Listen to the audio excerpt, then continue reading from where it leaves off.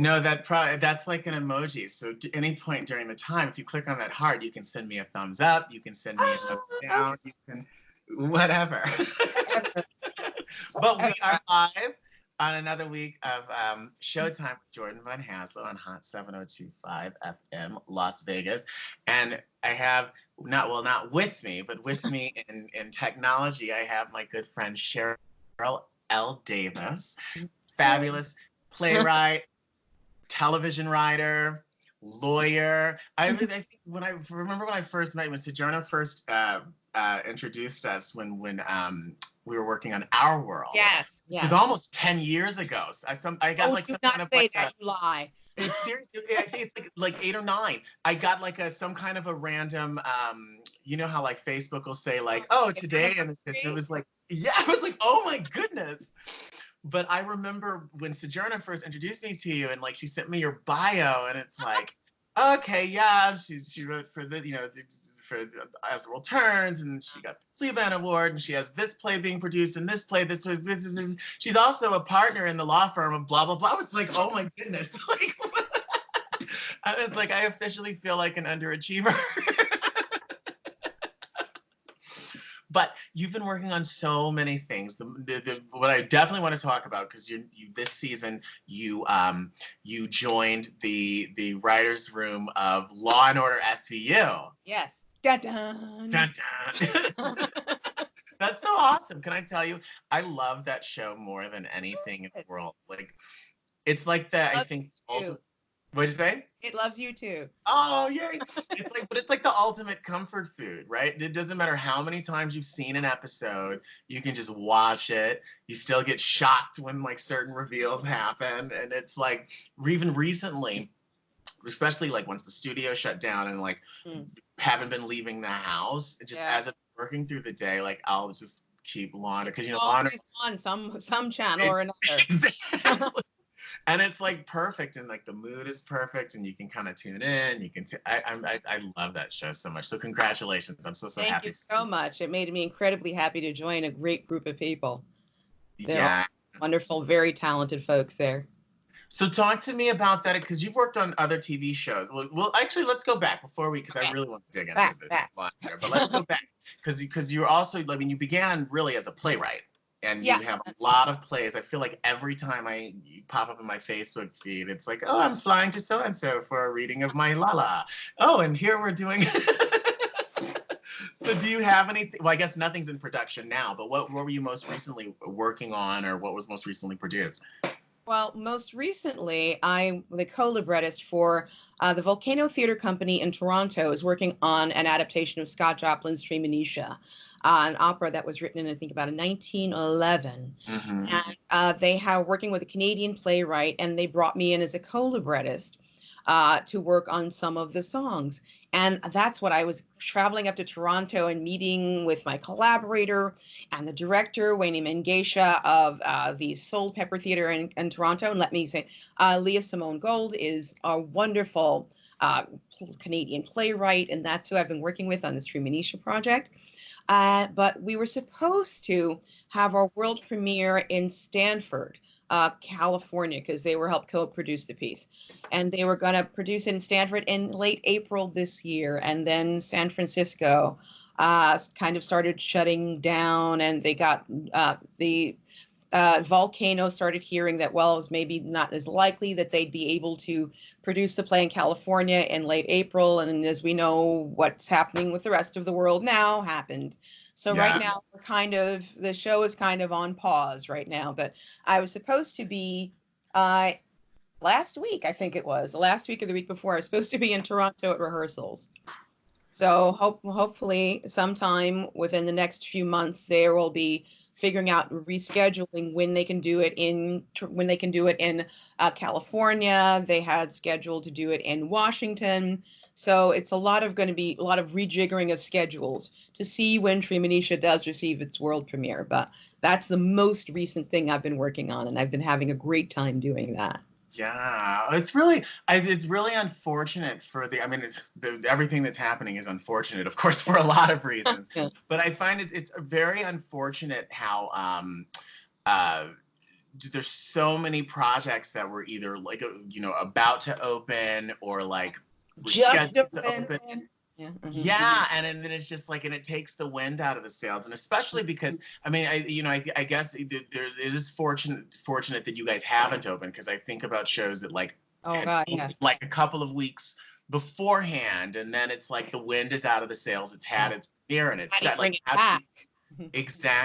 exactly. So it's like really, really unfortunate. Yowzer. But I hope that turns out. I really love Treemonisha. I think that music is really.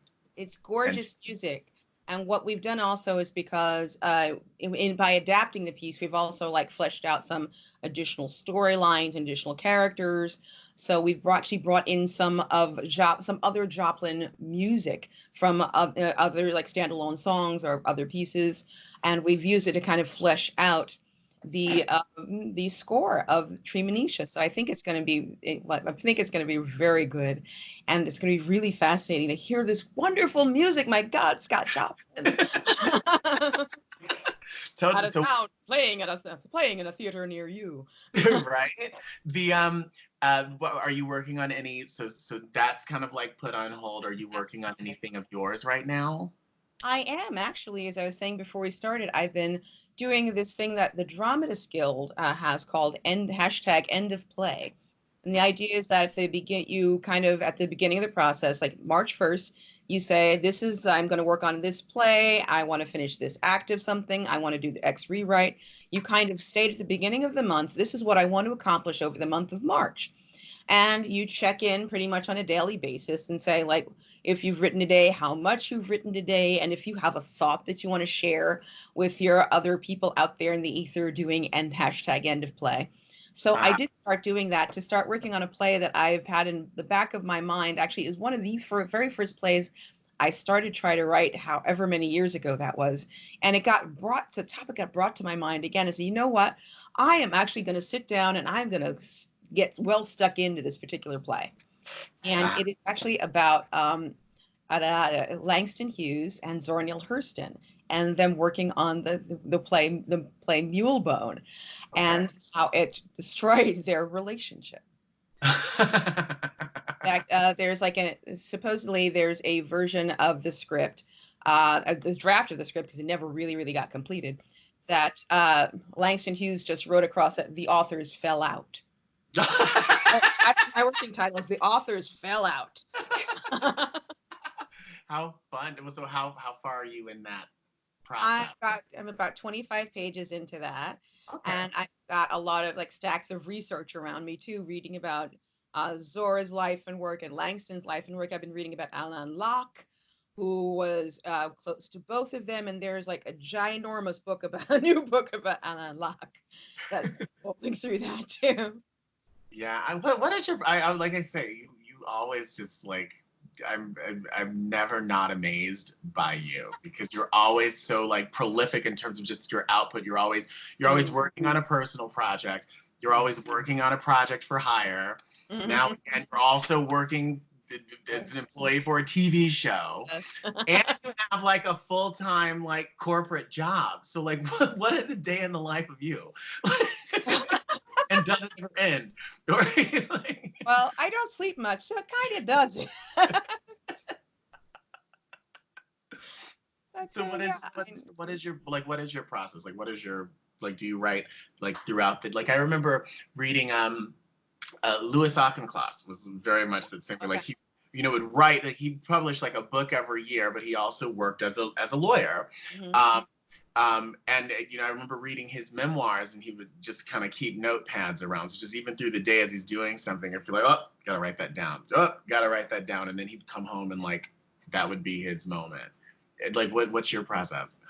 I'm a lot like that too, because I find that, and I found this over the years, that when my mind is firing on like day job or day career stuff, like if I'm working on a brief or I'm working on a piece, like right now I'm the general counsel of the Authors Guild, which is a tremendous institution and a great job to have.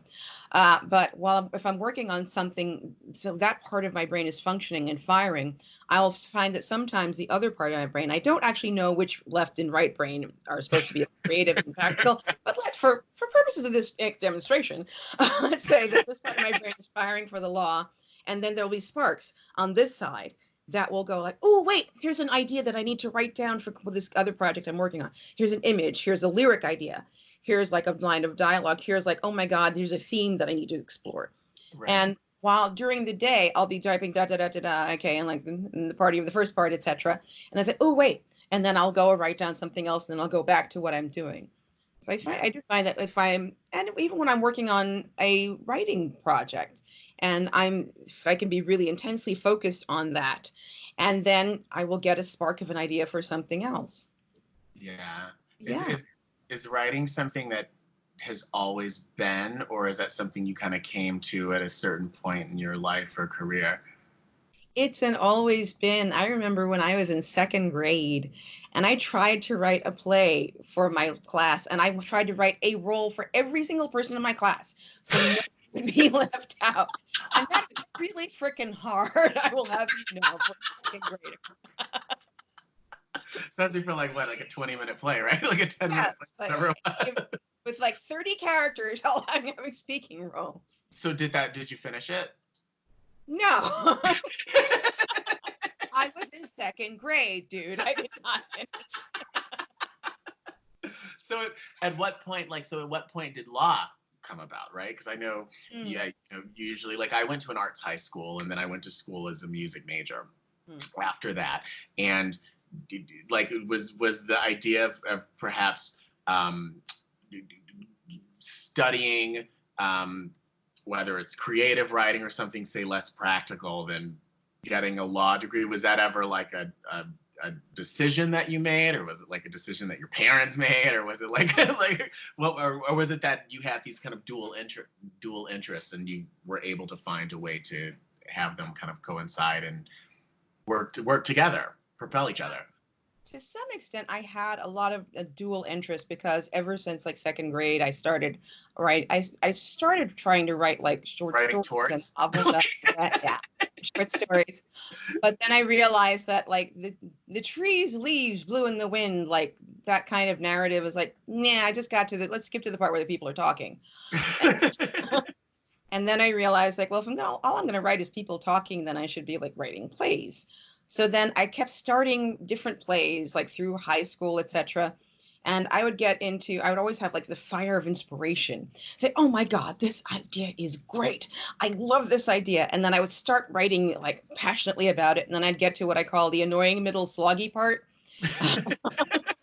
And say like, oh, well, this is not as fun as it was at the start. But, oh, wait, I've got another idea. And it's even better than the one I'm currently working on now.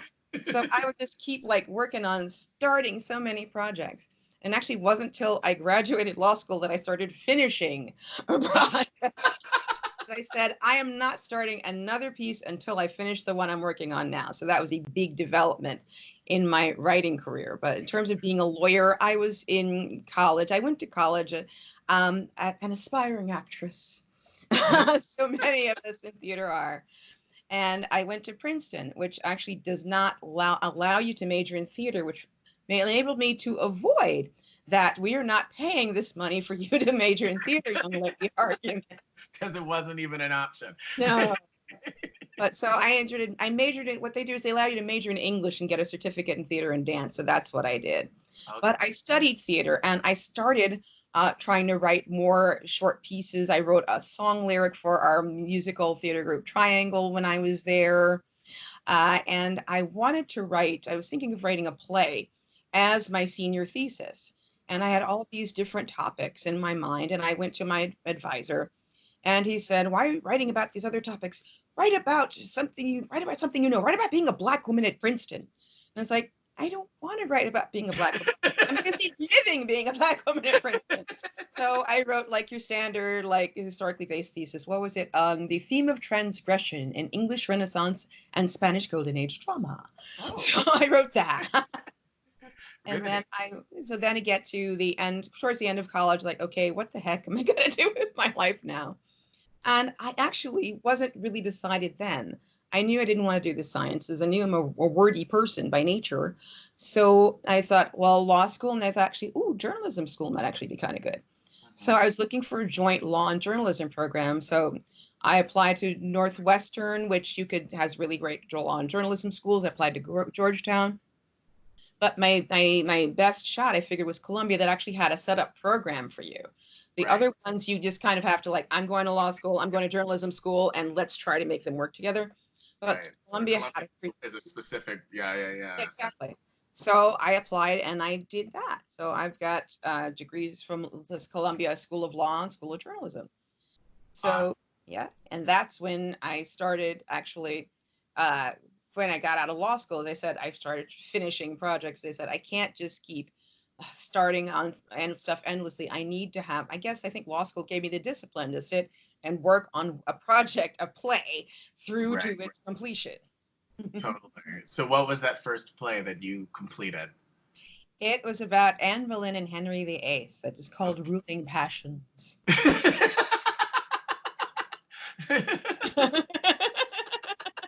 So you was already kind of like preparing yourself for a career in the soaps, right? It sounds like. Yes. So talk to me. So you came out of law school, and you start immediately working for a firm. Yeah. Right out of school. Yeah. All right, because you. Yeah. Uh-huh. No, I'm sorry, I interrupted you. I worked at a firm called Weil, Gotshal and Manges, which was a ginormous firm then. It's an even ginormouser firm these days. And then at the same time, you were just writing. And at what point did you kind of start saying, all right, I want to get my work produced, or I want to get into TV? Like, at what point did you say, okay, let's start, turning the writing portion of my passion into a career?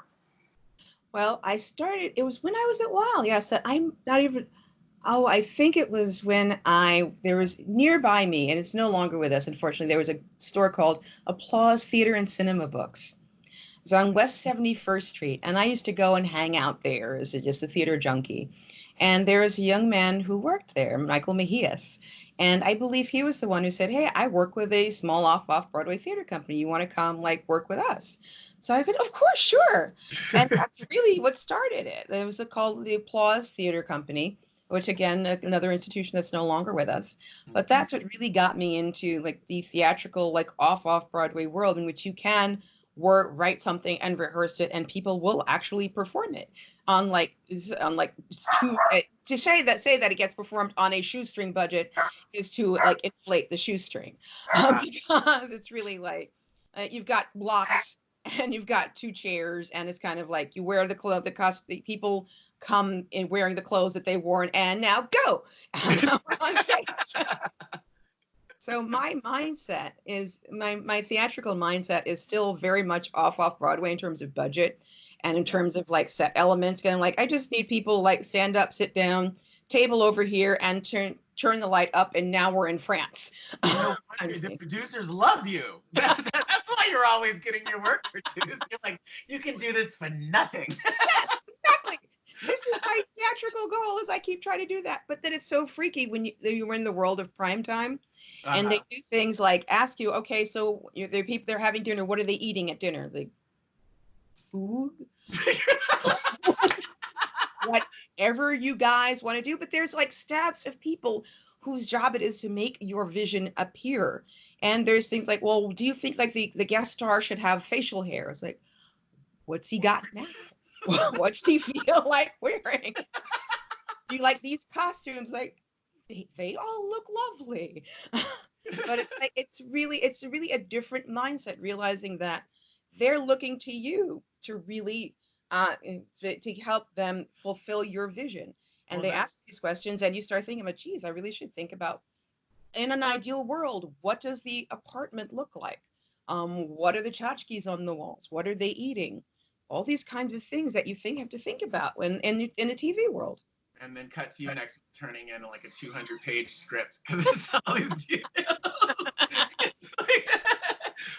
But that has to be gratifying, though, right? Because when you think film is very much the director's medium, right? It's about the director's vision. Theater is really about the actors, because once they're out there, it's nothing you can do. But TV really is the writer's medium, where everyone's looking to the script, and whatever the script says is goes. It really is, and writers are always on set, at least at SVU. because we've got a wonderful showrunners, Warren Light and Julie Martin, and Warren comes to the world of theater, and we're not only welcome, we're expected to be on set when our episode is being shot.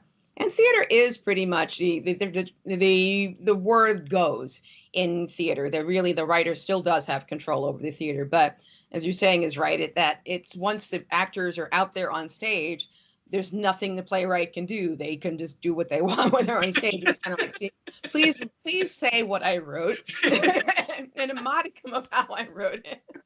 Have you ever had that experience where, like, you know, say like the actors have taken your work and kind of like totally butcher it or totally like go left with it?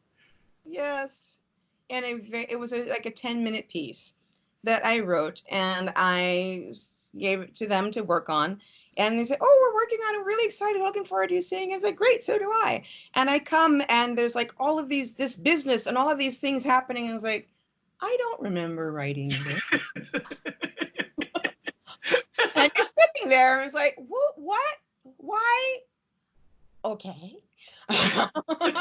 But it's just nothing you can do once you're sitting there in the audience and you're seeing what's going on.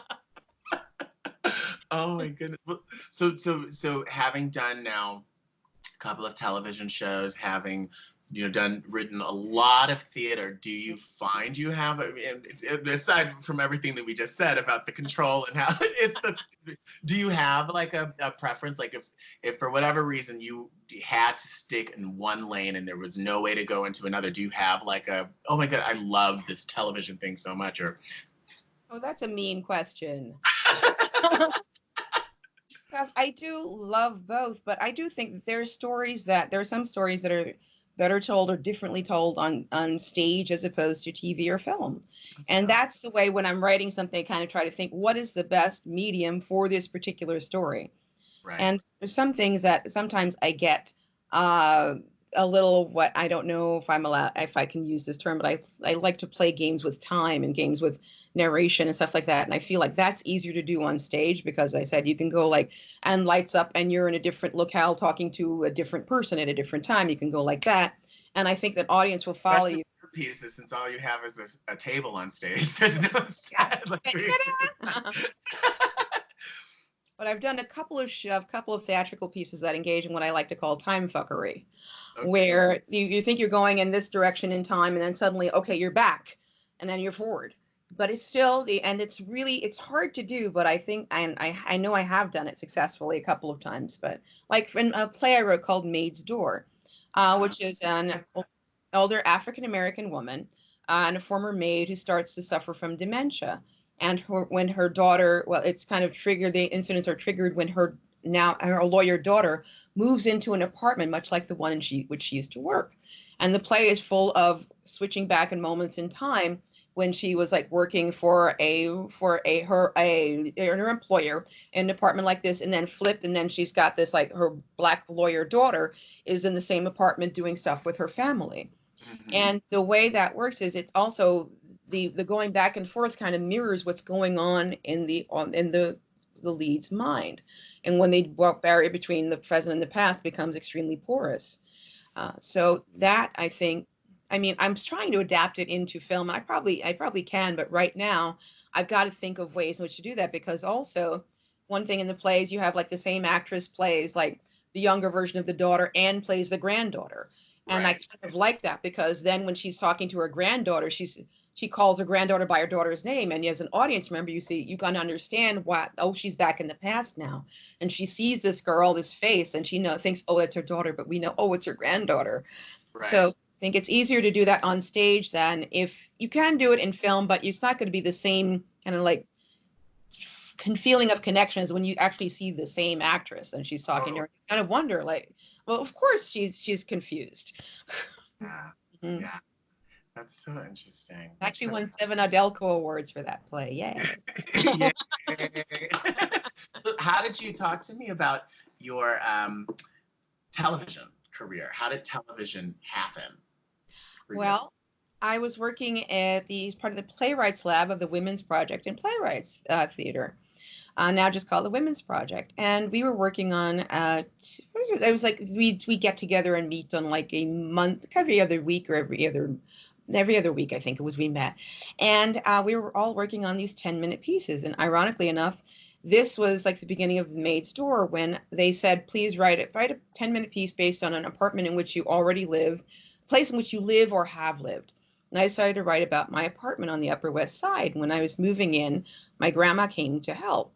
And I was in this one bedroom, and there was a door in the kitchen. And I said, great, there's a door in the kitchen. I can go out in the hallway and dump the garbage out, and it's really convenient.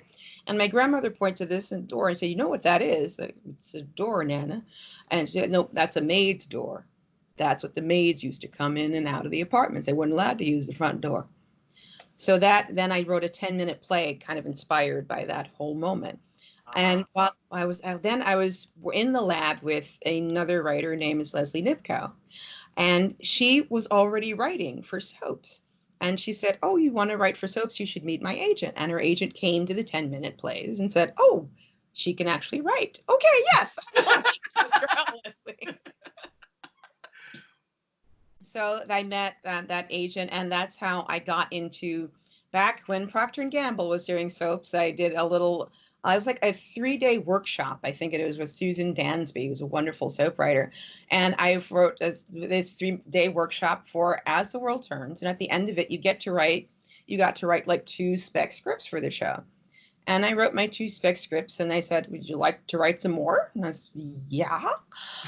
So I kept writing for a while. And then we had the writer's strike. Da, da, da, da. And I felt like really guilty, like I jinxed the entire industry by starting like you. Well, how did you talk to me about that? Because that's, again, very much the writer's medium, and it has to be because they work on such a short, like a quick turnaround and with a short budget. What did you, having had the experience of writing for off-Broadway, now coming into TV, what did you find you learned and that you maybe still take with you from your time working with As the World Turns? Well, it's a more visual medium in terms of, like, there's a lot of time spent on the actors' faces, and there's more opportunity. If you focus on an actor's face, you can kind of draw more attention to the emotion than perhaps in a whole stage. There's more difficulty in drawing your attention this closely, and you can rely more upon the actor's expressions and the actor's thought process. And the same, and if you watch SVU, a lot of the closing moments of scenes, a lot of TV generally, a lot of the end beats of scenes are you watching the emotional impact of the scene on the actor. So then I kind of trusted actors more and started to say, well, you know what, I'm probably overwriting a lot of this stuff. Like a lot of these lines I'm saying about how you have somebody saying how they feel. When on TV, they don't need to say it. You see that heartbreak, you see that determination, you see that hope, whatever, on their larger than life face. Right. And you say, oh, well, there's dialogue gone. We have the emotion right there. Yeah. So fast forward to SVU. How did this come about? Well, it came about because my agent had gotten me in the SVU writer's room some years ago, back before Warren came back to the show. And I watched it. I was a passionate fan of the show, generally speaking. And so I was in the writer's room at one point, and then Warren left the show. And I stayed in touch with Warren. So I kept saying, hey, Warren, I'm working on this. Hey, Warren, how you doing? How's the wife and kids? So when he came back, and I sent him some of my work, and when he came back, he was a lovely person and said, you know what, I would love to hire you and give you a shot to write for the show. I said, I would love to do that. So did you start at the very beginning of the season, or did you come in midway through the season? Well, actually, I am working on a freelance basis. I've only done one episode this current season. But so I came because he had a largely new crew that started about last May, I think was the month everybody started. And it's just like a general big meeting of like everybody. We all sat around a ginormous table and met each other and introduced ourselves. And a number of us were new to prime time, and some of us were new to TV altogether. But so we talked around the table, and people would pitch different ideas.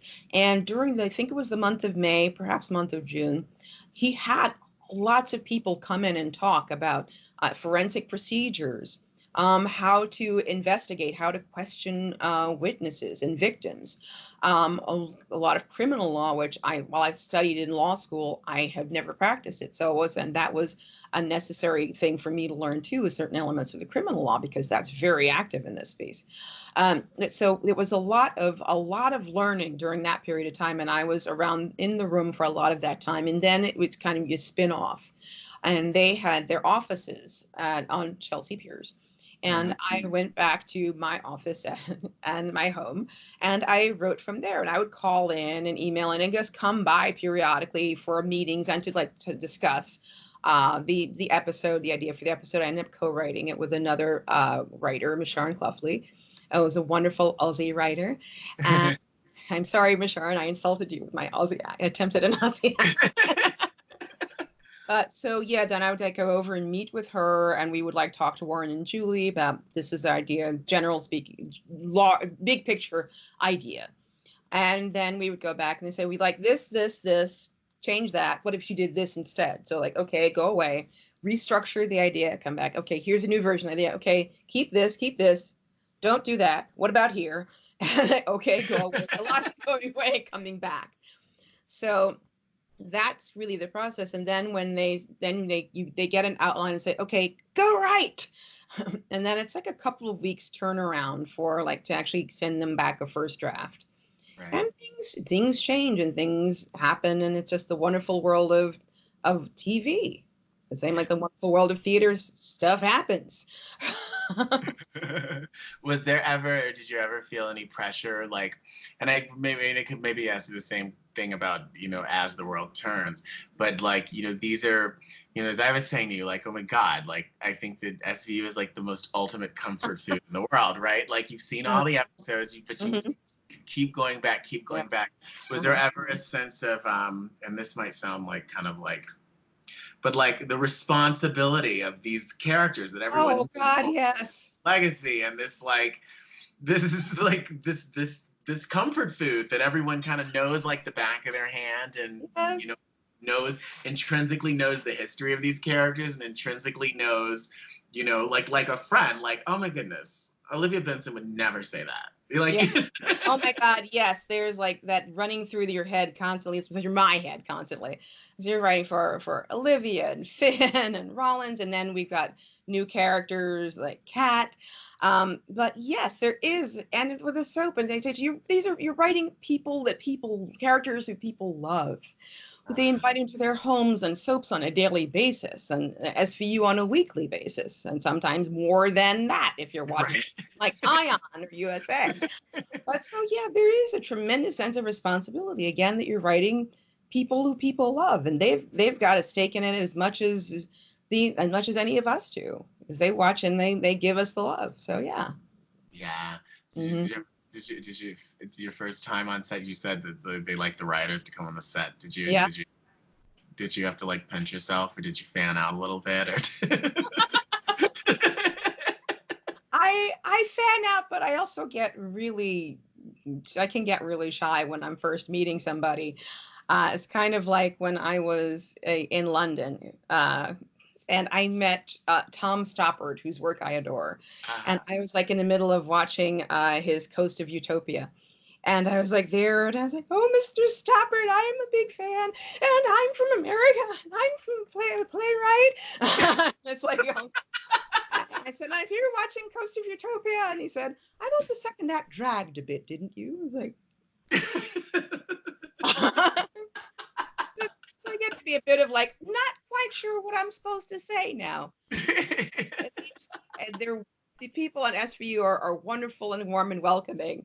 But initially it's oh my God, I'm sitting here with Marisha Hargitay.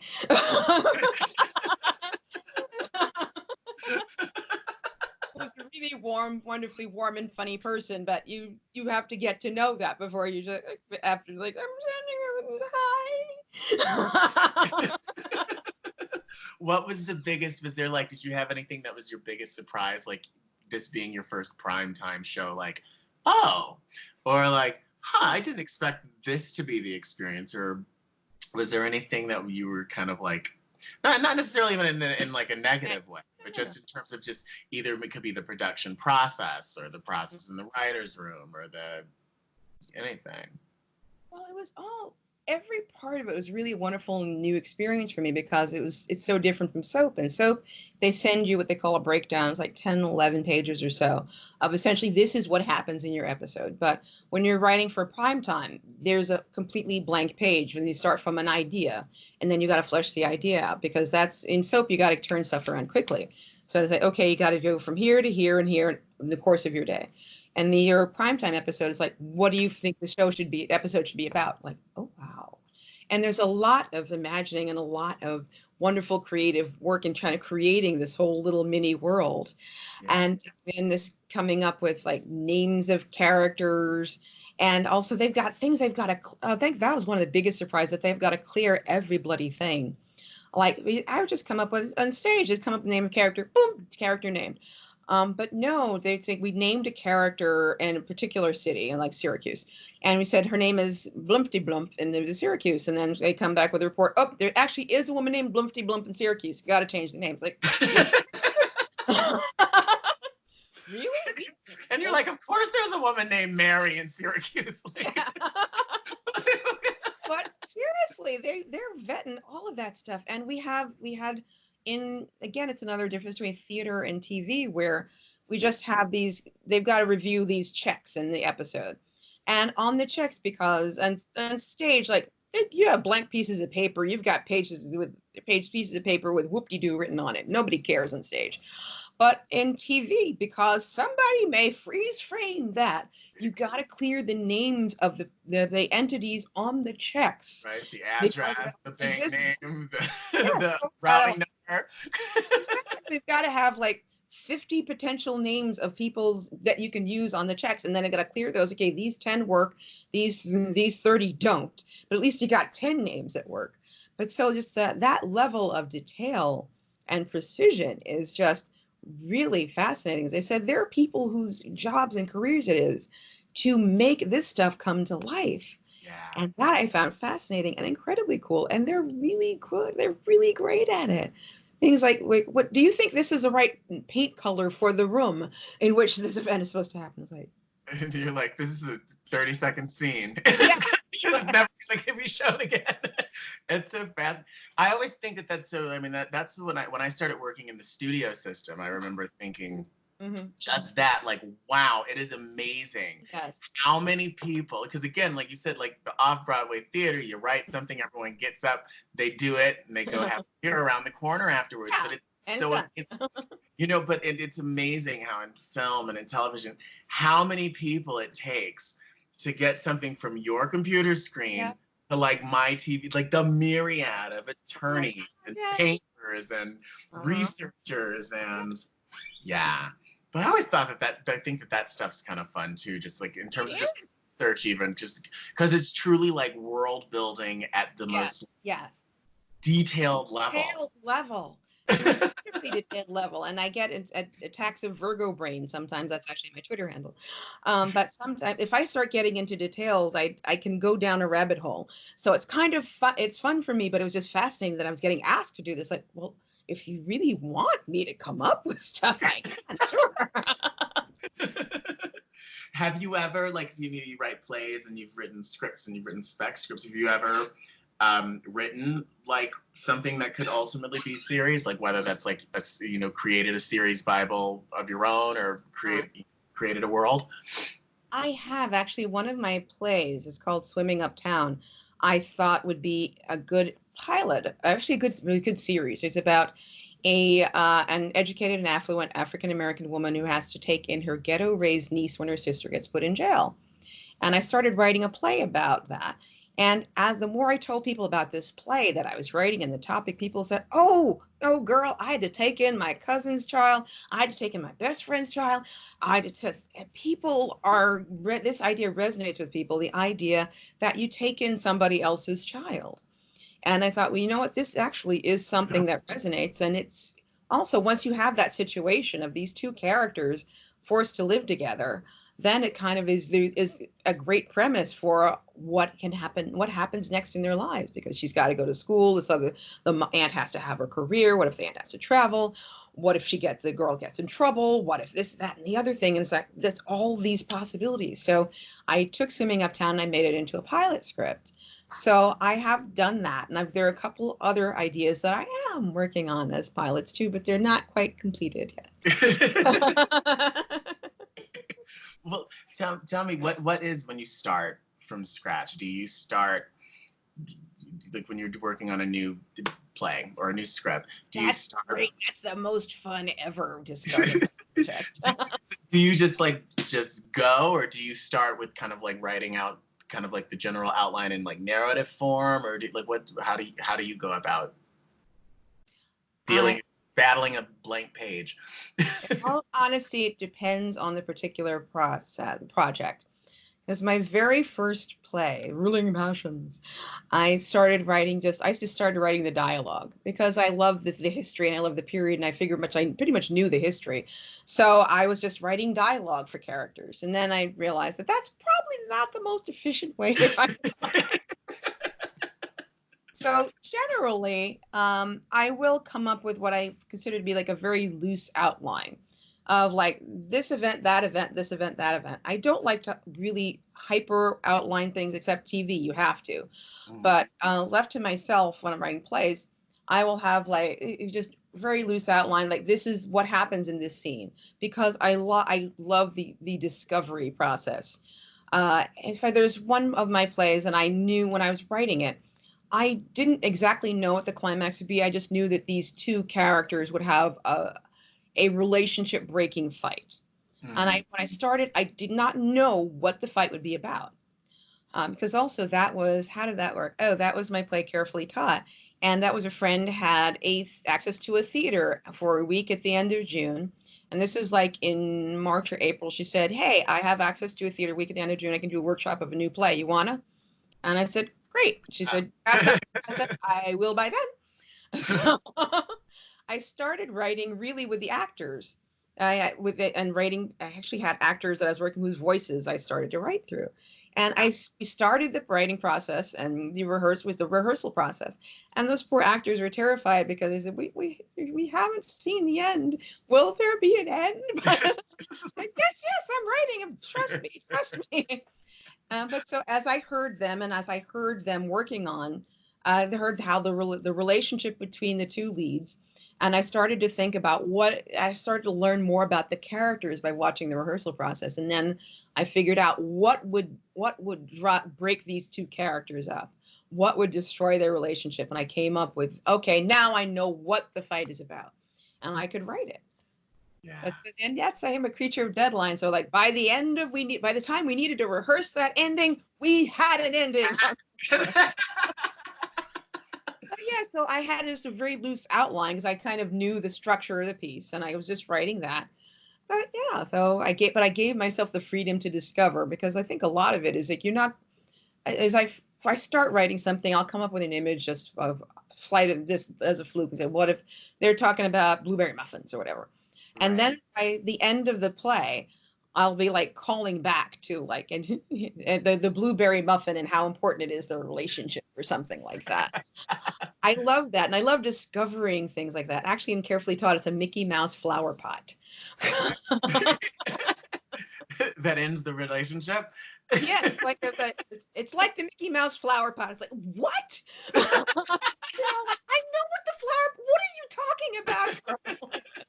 But then she says how the Mickey Mouse flower pot reflects their entire relationship.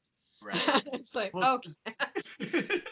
Well, with that, do you find that you have a hard time putting something down, right? Because part of creating a great piece of work is knowing when to stop. Put down tools, right? Well, I think it's like Oscar Hammerstein said that he never finished working on a piece. He just stopped. Uh-huh. So there are some things that I do feel like, yes, I'm just stopping on this. And I feel like, yes, I think this is actually pretty good. And I think it's the best that this particular piece is going to be. But there are other things that even though I've had productions of them, I feel like there's something that still needs to be worked on in here. So I will go back and rework things if I feel like there's something here that's still gnawing at me that still isn't right. Then I will go back and finish it and rework that. But there are times when I say, you know what? I like this the way it is.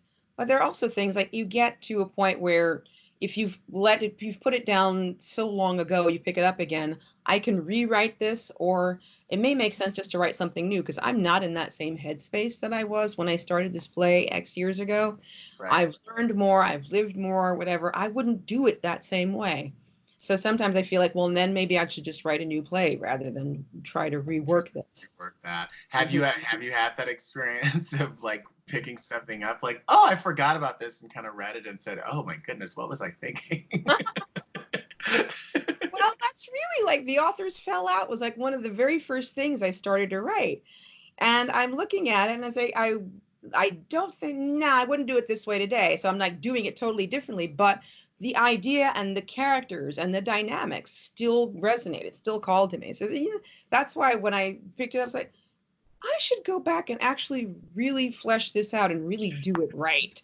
Right. So, yeah, I have done it. But again, I'm not rewriting that version. This is completely new. Yeah. Mm-hmm. Do you how many projects do you typically work on at once? Like, do you have like 3 things open now? I kind of feel like yes, you're probably typing as we speak. Like if I could be and be discreet about it. Jordan, yeah. Yes, in fact, I'm working on a collaboration with a gentleman, a composer lyricist in Colorado. He sent me some new lyrics for the opening number today, so I need to review those. And because I'm working on just the book of that particular show. So then I need to rejigger the book of the structure of the opening to comport with his new lyrics. And it's right, Wonderful World of Musicals, you write an opening how many times? That's one of my very current projects on my burner. You do a lot of collaborative work. Oh yeah, yes. Which I think is really, because I think it takes a special kind of personality to do that. I mean, I just know I play well with others. Yeah, and it takes a special. I just closed a show here in Vegas that was a double act, and my next show is gonna be a solo act. And so talk to me about that. Like, do you kind of feed off of other people, or do you like? Yes, very much so. And each collaboration it's a different kind of dynamic because everybody is different. In fact, when I started working with David Wall on this project, it's based on a children's book, Uncle Jed's Barbershop. It was very different from working with composer Doug Cohen, whom I adore working with, and we've written a couple of musicals together, Barnstormer, about Tracy Coleman, the first Black woman flyer, and a book called Walk in the Shade that takes place half in 1965 Selma, around the time of the march. You may have heard there's a march in Selma. And half in 2008 Oakland, around the time of the anti-apartheid movement. So, but I'd gotten into a very, very warm and wonderful, particular working relationship with Doug. And when I started working with David, it was kind of like dating, because again, it's a new relationship. It's a new person. So we talked a bit about what we think about how the show should be, and he told me a bit about the history of the piece, etc. So it's kind of like a little tentative back and forth. It's like, how do you think? I think this, and you're very polite, and you have your best foot forward, and all of that stuff. And now we're really well stuck in, and it's still very, very wonderful and very polite. But it's like, as you say something and say no, but wait, what if we do this? It just becomes much more animated and much more shorthand. And you're when you're starting off, that's a very interesting idea, but what if we try this? But in your relationship, no, that won't work. But what about this? Have you ever had a collaborative experience where, because especially when you're creating something and you start to live in that world, I mean, you become very invested in it. Yeah.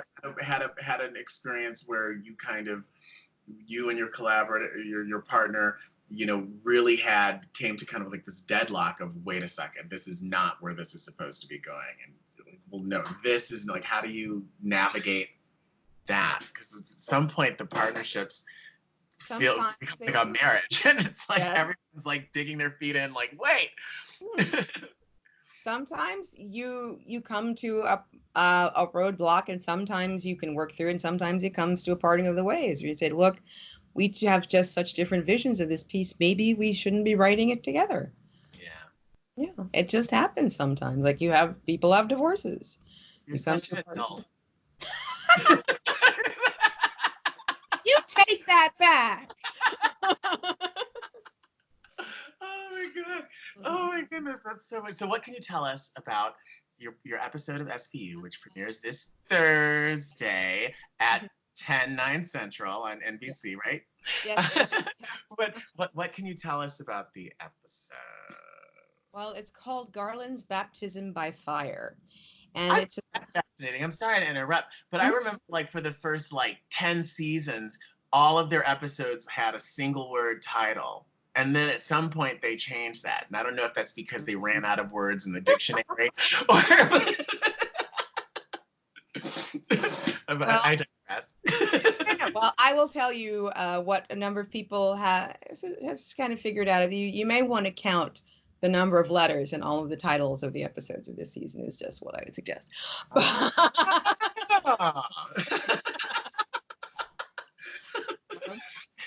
I bet you they have a person whose job is that too, right? To count all the. Wait a second. Letter. You're off that one. What's your title? Garland's Baptism by Fire. So were there like 25 letters for the 20? No. Because you're very close, but you're off by the number.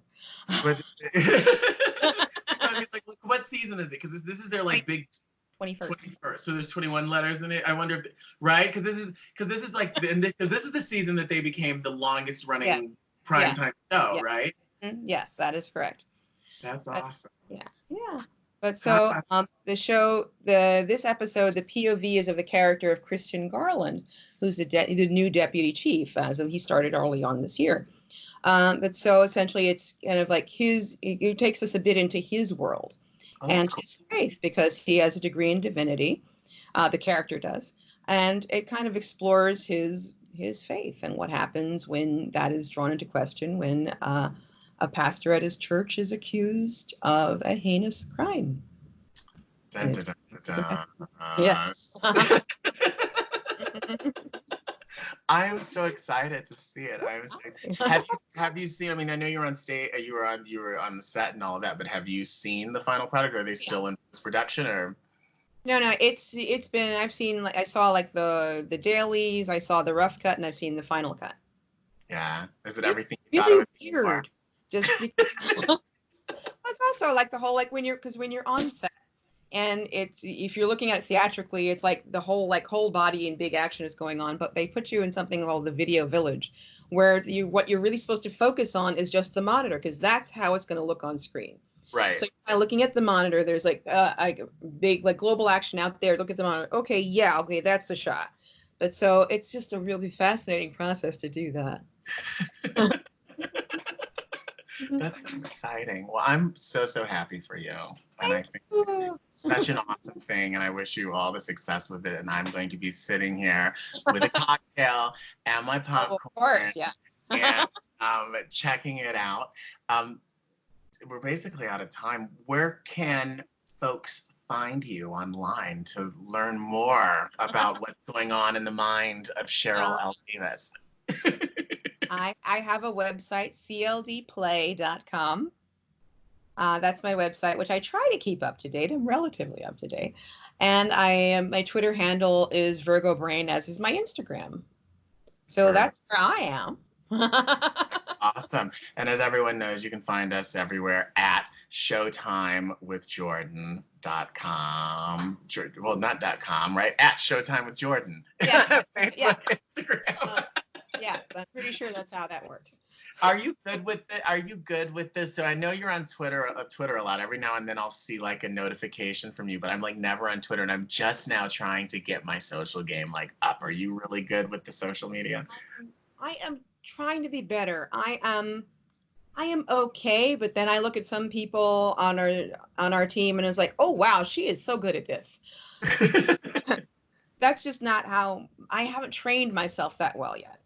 But I say like so some writers is like they're just like this and this and this, like wow, she's like really he's really like really pitching the episode, and like, he's got the social media game on point. But so I am trying to be better. In fact, I am I've been tweeting more this week. Up to the episode, I've been posting on Facebook. I've been posting more on Instagram. We've got some really cool background pictures, including like Rick Fox is a guest star on this episode. How cool is that? That hashtag Rick Fox remains fine. That makes me think, and then we gotta go. Is there like an actor or an actress who you're like, oh my goodness, I would love to put words into this person's mouth? Yes, there are a number of people, but one of the top ones is I like to refer to her as Cousin Viola. Even though we are not actually related, I still strongly believe that I could go up to her and go, Cousin Viola. She'd have to like look at me for at least 10 seconds to see me. You know how we are. But I was like, you know me, Pookie's daughter.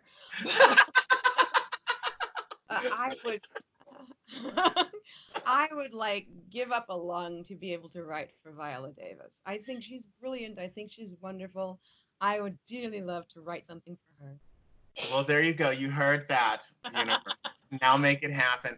Thank you so much for coming. Thank you so much for Cheryl. I hope to be able to get back to New York soon. Yes, and we can hug in real life as opposed to virtually. Exactly. Thank you all for listening. This has been Cheryl Davis, and we'll catch you next week on another episode of Showtime with Jordan. Bye.